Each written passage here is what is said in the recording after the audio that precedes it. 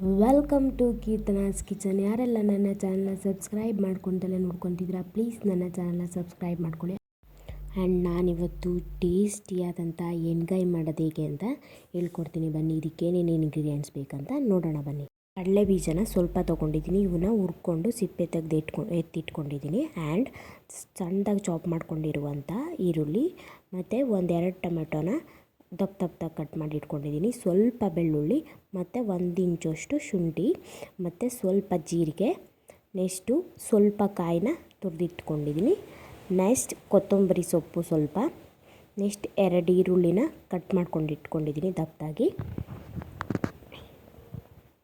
Next ಸ್ವಲ್ಪ ಚಕ್ಕೆನ ಕುಟ್ಟಿಟ್ಕೊಂಡಿದ್ದೀನಿ. ಇಷ್ಟನ್ನು ಒಂದು ಮಿಕ್ಸಿ ಜಾರ್ಗೆ ಹಾಕ್ಕೊಂಡು ಅದಕ್ಕೆ ಸ್ವಲ್ಪ ಸಾಂಬಾರು ಪೌಡರ್ನ ಆ್ಯಡ್ ಮಾಡ್ಕೊತಾ ಇದ್ದೀನಿ. ಅದಕ್ಕೆ ಸ್ವಲ್ಪ ವಾಟರ್ನ ಆ್ಯಡ್ ಮಾಡಿಕೊಂಡು ರುಬ್ಬಿಟ್ಕೊಂಡು ಸೈಡಲ್ಲಿ ಎತ್ತಿಟ್ಕೊಳ್ಳಿ. ನೆಕ್ಸ್ಟ್ ಬದನೆಕಾಯಿನ 4 ಹೋಳು ಮಾಡಿಕೊಂಡು ಕಟ್ ಮಾಡಿಕೊಂಡು ನಾನಿಲ್ಲಿ ವಾಟರ್ಲಿ ಸೋಕ್ ಮಾಡಿ ಎತ್ತಿಟ್ಕೊಂಡಿದ್ದೀನಿ. ನೆಕ್ಸ್ಟ್ ನಾನು ರುಬ್ಬಿಟ್ಕೊಂಡಿದ್ದಂಥ ಮಸಾಲಾನ ಹೋಳು ಮಾಡ್ಕೊಂಡಿರೋ ಜಾಗಕ್ಕೆ ಬದನೆಕಾಯಿಗೆ ಮಸಾಲಾನ ಕ್ಲೀನಾಗಿ ತುಂಬಿಟ್ಕೊಬೇಕು. ಅದನ್ನ ಕ್ಲೀನಾಗಿ ತುಂಬಿಟ್ಕೊಂಡಿರೋದ್ರಿಂದ ಅದಕ್ಕೆ ಮಸಾಲ ಕ್ಲೀನಾಗಿ ಹಿಡಿಯುತ್ತೆ ಎಲ್ಲ ಜಾಗಕ್ಕೂ. ಸೊ ಇದನ್ನ ಸೈಡಲ್ಲಿ ಎತ್ತಿಟ್ಕೊಳ್ಳಿ. ನೆಕ್ಸ್ಟ್ ಒಂದು ಪ್ಯಾನ್ಗೆ ಸ್ವಲ್ಪ ಸಾಸಿವೆ, ಸ್ವಲ್ಪ ಜೀರಿಗೆ ಮತ್ತು ಜಾಸ್ತಿ ಆಯಿಲ್ ಆ್ಯಡ್ ಮಾಡಿ ಇದಕ್ಕೆ. ಮತ್ತು ಸ್ವಲ್ಪ ಕರಿಬೇವು, ಸಣ್ಣದಾಗಿ ಚಾಪ್ ಮಾಡಿ ಇಟ್ಕೊಂಡಿದ್ದಂಥ ಈರುಳ್ಳಿ ಇಷ್ಟೂ ಹಾಕ್ಕೊಂಡು ಲೋ ಫ್ಲೇಮಲ್ಲಿ ಫ್ರೈ ಮಾಡ್ಕೊಳ್ಳಿ. ಸ್ವಲ್ಪ ಕಲರ್ ಚೇಂಜ್ ಆಗೋವರೆಗೂ ಇದನ್ನ ಫ್ರೈ ಮಾಡ್ಕೊತಾ ಹೋಗಿ. ನೆಕ್ಸ್ಟ್ ನಾನು ಸೈಡಲ್ಲಿ ಸ್ವಲ್ಪ ಹುಣಸೆಹಣ್ಣು ನೆನೆಹಾಕಿಟ್ಕೊಂಡಿದ್ದೀನಿ ನೀರಲ್ಲಿ. ಇದು ಕ್ಲೀನಾಗಿ ಫ್ರೈ ಆಗಿದೆ. ಈಗ ಇದಕ್ಕೆ ನಾವು ಸ್ಟಫಿಂಗ್ ಮಾಡಿಟ್ಕೊಂಡಿದ್ದಂಥ ಬದನೆಕಾಯಿನ ಇದಕ್ಕೆ ಒಂದೊಂದಾಗೆ ಇದರೊಳಗೆ ಬಿಟ್ಕೋಬೇಕಾಗುತ್ತೆ. ಇದನ್ನ ಕ್ಲೀನಾಗೆ ಆಯಿಲಲ್ಲೇ ತಿರುವಿ ಬೇಯಿಸ್ಕೊತಾ ಹೋಗಬೇಕು ನಾವು. ಬದನೆಕಾಯಿ ಸ್ವಲ್ಪ ಬ್ರೌನ್ ಕಲರ್ ಬರೋವರೆಗೂ ಆಯಿಲಲ್ಲಿ ಸ್ವಲ್ಪ ಈ ಥರ ಫ್ರೈ ಮಾಡ್ಕೊತಾ ಹೋಗಬೇಕಾಗುತ್ತೆ.